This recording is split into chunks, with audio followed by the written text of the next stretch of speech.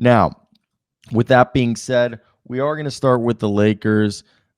What is your thoughts, Sam, if you can tell the people the biggest thing that this team needs to do this offseason? From what I sent you, I think the obvious thing that everybody is thinking about when you look at the Los Angeles Lakers is they need a starting caliber center. But what is your thoughts on what is being prioritized by the Lakers in your opinion?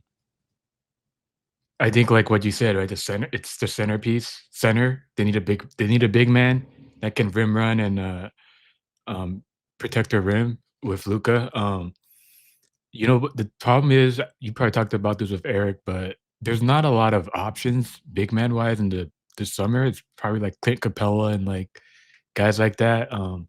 I think uh, I'm pretty sure you have Laker fans, right? That follow you and stuff, but I'm gonna just be I'm just gonna be honest right now, like, as long as LeBron's on the team, they're not winning a championship. Like, just the amount of money he's like, what is he at, 55 next year or something?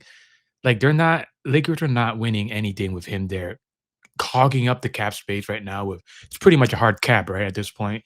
Um, Lakers are not gonna trade Austin Reeves. Jeannie Buss loves Austin Reeves. He's like her new golden child, I guess, like, she usually has one. I think it was Kyle Kuzma a couple years ago, when he was there, but now it's, Austin Reeves. Um, they are not they're pretty much stuck right now until LeBron leaves the Lakers or retires, and that's just literally how it is. Because with how much he makes, how much Austin Reeves is gonna start getting, when his next contract comes up, Lakers are gonna need to pay up, and right now, if LeBron's 55, whatever money he makes, can use that money to kind of get 2, 3 core rotation guys, that would actually help the Lakers ceiling ceiling go higher. LeBron's a great player right now, but we know he is old and he can't even play 60 games a year anymore. He's getting to that point where he's kind of like Kobe, right? I know Laker fans don't want to talk about it, but honestly, even before he tore his Achilles, that year when he was with D'Antoni and Steve Nash and Dwight, he was dragging the team. That team was not making that team was not winning a championship. They were like going for the eighth seed or something that year, I believe. Um, this is LeBron's obviously a better player than Kobe, but he's at that point. He's 40. He's going to be 41 next year. Like they need to do something in terms of Lakers are not getting anywhere without um and then until LeBron retired. I don't know. We were kind of talking about the center debate. I just wanted to get that off my chest. Like Lakers are not winning anything with LeBron still there.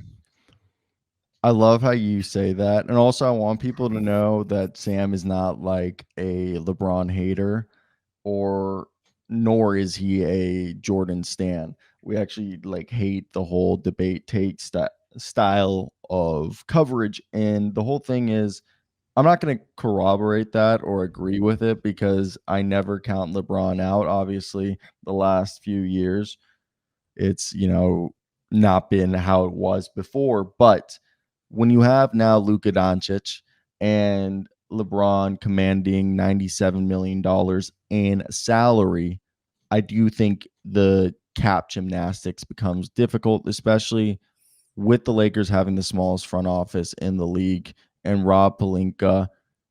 He's Look, he's got his good stuff and he's got his bad stuff.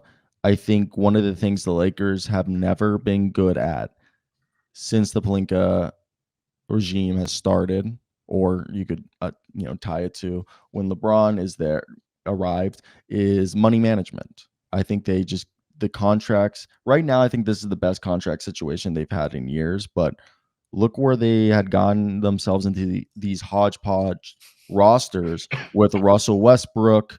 And before that, I mean, it was all good with Kyle Kuzma and gang. And then they went out and got Russell Westbrook, acted like that was going to be the solution. And we saw what happened there. And then over the last season and a half, they were able basically to clean up the whole Russell Westbrook contract situation that had created. And were able to break that up into what? Maxi Kleba, Gabe Vincent, Jared Vanderbilt, Austin Reeves, Dorian Finney-Smith, and Rui Hachimura all making over 10 million, but under 20 million. Now, obviously, that's going to change, but to go from there, who do you think is going to be moved? I think the obvious one is Kleba, but outside of there, Pincus kept saying Dalton Connect is probably being dangled as a trade chip. He's he's gonna get moved. I'm not gonna say pretty sure, but I'd say if the Lakers were to make, like, a trade to get back a rotation guy, 70%, I would put 70% down, he would be involved in that trade to bring a good rotation player back, hopefully a center that they can use. Why? Why would he be traded, you mean? Yeah. Because they don't really have a lot of other, like, intriguing guys that other teams will be interested in, honestly. If you look at Lakers will not are not willing to trade Reeves. Ruiz is already they're very doubt they don't wanna trade Rui, so it's kinda, like, even hard to talk them into it. And the thing with just a side note with the Lakers is they always like to value their guys. I like to call it Lakers exceptionalism.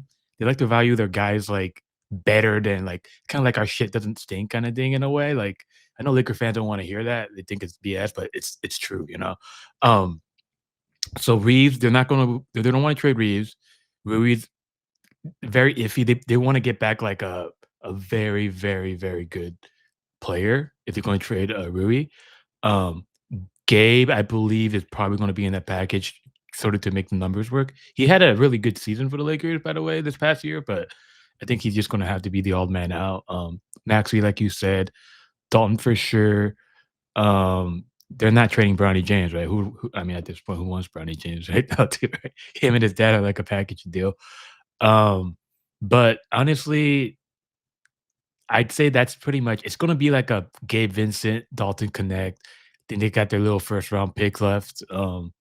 Yeah, and then maybe like Shake Milton. They don't even play Shake Milton. Um, I guess he would be one of those guys that you to make the numbers work and stuff. But yeah, that's pretty much like what you have on the right side. In terms of for the 26-27 year, Yeah. Dalton, Milton. Honestly, I could see them trading Vando at some point too. Like he's kind of a liability um, on offense, especially during the playoffs. But uh, yeah, that's where my just from what when I talk to people and like just talking to Pincus and like when he's like putting those numbers in, this is like the logical thing of how these guys are gonna get shipped in and out. And to me, when we look at this situation, like you said, Kleebla's the obvious one. He really didn't play with the team. He was just a throw-in salary. And Shake Milton has no guaranteed salary in this year's contract until July 20th. It becomes fully guaranteed. The assumption would be that they would probably make a deal before then, and then whatever team he gets traded to would cut him. And the biggest thing to me is looking at this and wondering who you're getting. Around the mill in LA, what is I guess, what's the word around the water cooler when talking about? Did did Pincus talk about Gafford at any point? Yeah, but he's kind of said that whole ship has sailed and was starting to Yeah. sail, and then 2 weeks later, the whole Desmond Bain trade happens. So I think a deal like that is out of the window unless they're doing like a Goga Batazde deal. So And go. I mean, like you just said, like just that one trade, right? There's gonna be so many more trades that come in, and they're like waves, right? Like in terms of like one wave comes in, and it kind of like changes how you prepare for things. Like these trades are just once they start coming in, we're gonna start seeing how the dominoes are gonna start dropping. Like I'd say the Lakers with Gafford is still it still might happen, but they're gonna have to kind of work around it, especially with the optics, the Lakers and Nico Harrison and everything.